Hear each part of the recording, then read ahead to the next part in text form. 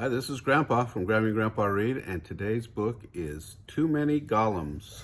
It's by Jane Yolen and Maya Shleifer.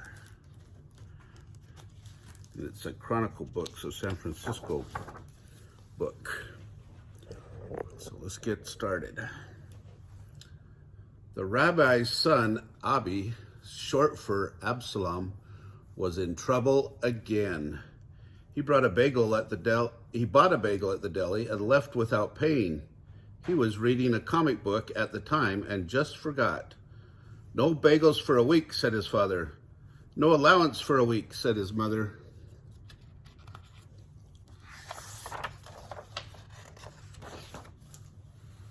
He said a bad word to his Hebrew teacher because he didn't know it was a bad word, only that it made the older kids at school laugh. When scolded, he said it again, hoping for a better reaction. No comics for a week, said his father. Send a handwritten apology to your teacher, said his mother. Worst of all, he took a scroll from the synagogue basement, an old scroll, a frayed scroll, a tattered and torn and worn scroll that he thought no one would miss, and he used it for Hebrew practice. He stuck it on the wall of his bedroom where he could read it secretly, even though he didn't know what the words meant. The next morning, before getting up, he lay in his bed reading the words to himself to be certain he had them right.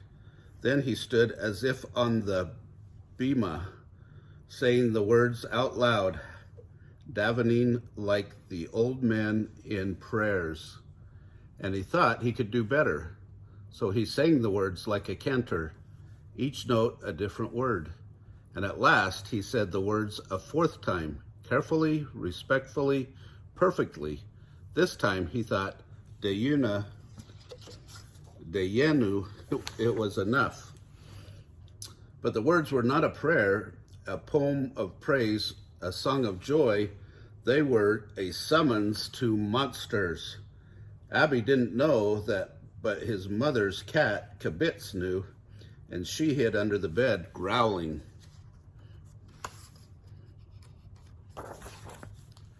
All at once, there came 3 knocks on the front door. Not small, tentative. I hope I haven't disturbed you knocks. These were loud knocks. Get under the bed with the cat knocks. Kibitz was still growling, but Abi, who had read way too many superhero comics, gathered his courage and bravely ran to the open door. As he ran, there was a final knock. The walls trembled. The Shabbat glasses clinked together in the sideboard. The candlesticks clanked together on the mantelpiece. The door yawned open. Abi stared into the abyss. There were 10 huge clay men, gray and grizzled, some of them standing on tippy toes, peering through the door. He counted again and again, not just to be sure. They moved as if they were human, though they definitely were not. The largest one had his hand raised as if to strike the door again. He opened his toothless clay mouth and said, "We are the 10 golems, here to help you. Sort out your misery. We win every fight." You called? Abi was confused. Nowhere in what he'd recited had been the word golem. Besides, he knew golems weren't actually real. They were like trolls in fairy tales, only Jewish, and there was only one of them at a time. 10 golems were 9 golems too many. Oh boy, was he in trouble. Suddenly, Abi knew what to do. His mother had taught him to be a good host. His father had taught him to treat every stranger as a friend. And what, Abi asked himself, is stranger than a gang of golems? He opened the door wider. Want a cookie? A glass of milk? We neither eat nor drink, said the biggest golem. We only fight. Abby shrugged. I can work with that.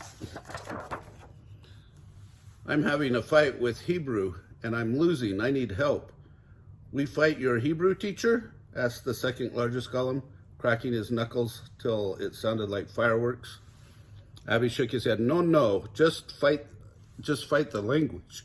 The smallest golem said. Impossible. Fight an aleph? A bet? I called for help, Abby said. Are you saying you can't help? Help me? The 10 golems looked at one another and reached a silent agreement. So once a week, except on the holiest of holidays, the golems arrived together to help Abby with his Hebrew. They never threatened him, but oh, did they yell and shake their fists at the grammar. At the end of each session, they taught him golem songs like Made from Clay and Hail Prague and Heave Ho for Rabbi Lowe, or told stories about golems around the world. 7 years later, when Abi had his bar mitzvah, his Hebrew was perfect. Even better than perfect, said the surprised rabbi. The 10 golems sat in the back row at shul, singing along to the prayers in their cracked voices and davening with old men. At the party after, all 10 of them danced with elder ladies to the tunes of a wild klezmer band. The next day, they were gone for good, and Abi, now called a young man, considered becoming an astronaut, a social worker, a prize fighter, or a rabbi, but not, he thought, a golem. There were too many of them already. Oh, what a funny story. I was not expecting that. Anyway, if you like this one, remember to smash the like button down below, give us a big thumbs up, subscribe to the channel, and watch the playlist for Jane Yolen books.